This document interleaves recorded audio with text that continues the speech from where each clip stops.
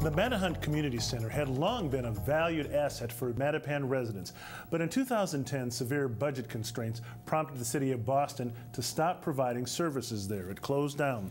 Wheelock College stepped forward to lead the effort to revitalize the center and will now oversee its programs and services. Joining me this morning is Rashad Cope. He is director at the Mattahunt Community Center.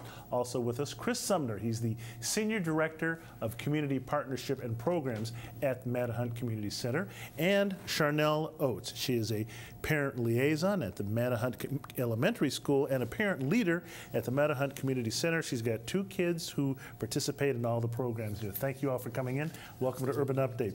Rashad, let me start with you. Just talk to me about what the Mattahunt Community Center is and its most recent history. The Mattahunt Community Center is a vibrant community center now, serving primarily ages 6 to about 16 or 17. We are collaborating with the Mattahunt Elementary School next door to provide academic support programs through after-school programs. And more so, we work with the community to provide evening sports programs as well as some adult education programs. Now, Chris Sumner, I guess this community center was actually shut down a couple of years ago. Wheelock stepped up and is running it. Talk to me about the partnership with Wheelock and what this community center, I guess, means to the community of Mattapan. Sure. Wheelock's had a long partnership with Boston Public Schools as well as the city, and we're invited to the table by Mayor Menino to look at some of the centers, and was actually invited to take over the Mattahunt Community Center in partnership with BPS, ergo having the opportunity to open it back up as the Mattahunt Wheelock Community Center.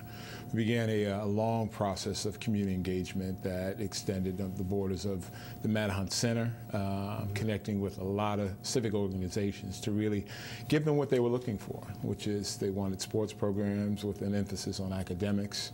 We feel like with the population that is served at the Mattahunt Elementary School, we draw from that particular school as well as the Mattahunt community to provide services that they desired through our community engagement process. Now, Sharnel Oats, you're a parent leader at the community center. You've got 2 kids, an 11-year-old and an 8-year-old. Talk to me from a parent standpoint about the value of having this community center, particularly in remembering that it was in fact closed down just a couple of years ago. Even before it was closed, it wasn't doing enough for the community and for the children, seeing how there are so many children that go to Mattahunt. And the difference now that I see is you don't have to go send your kids to go watch TV because there's nothing else to do. You can send them to the community center where they can go swimming, they can play basketball, they can go in a rec room, they can be counseled by a mentor, they can do their homework, there's swimming lessons, there's a slew of things that they can do for the kids, and it's greatly appreciated. Rashad, how many kids are participate in the programs there? We are serving approximately about 180 families a day. The unique direction of our partnership is we are collaborating with many organizations to really offer these services here at the center.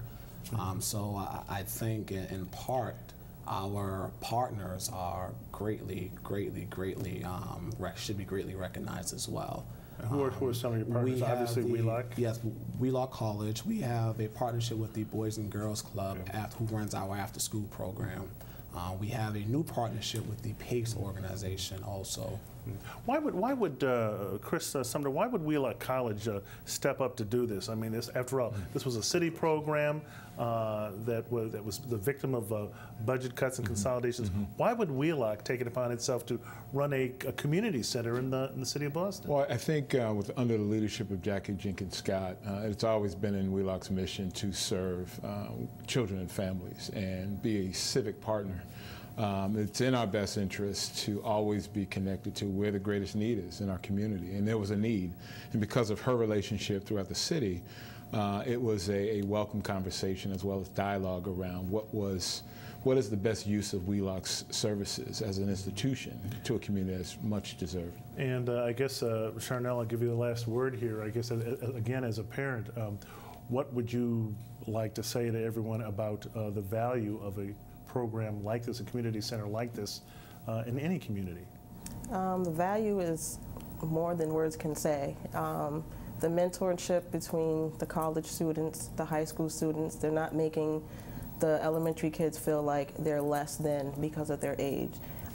They welcome all families of all age, gender, even if you're not a part of Mattapan. My supervisor, Donna Lashes, is an awesome woman, and she's helped me continue being a parent leader so more parents can join.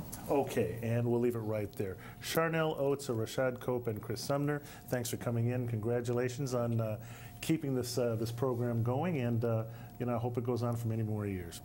Okay, well, that's it for this edition of Urban Update. I'd like to thank my guests for their participation. And as always, thank you for watching. Until next week for Urban Update, I'm Byron Barnett. Have a great Sunday, everyone.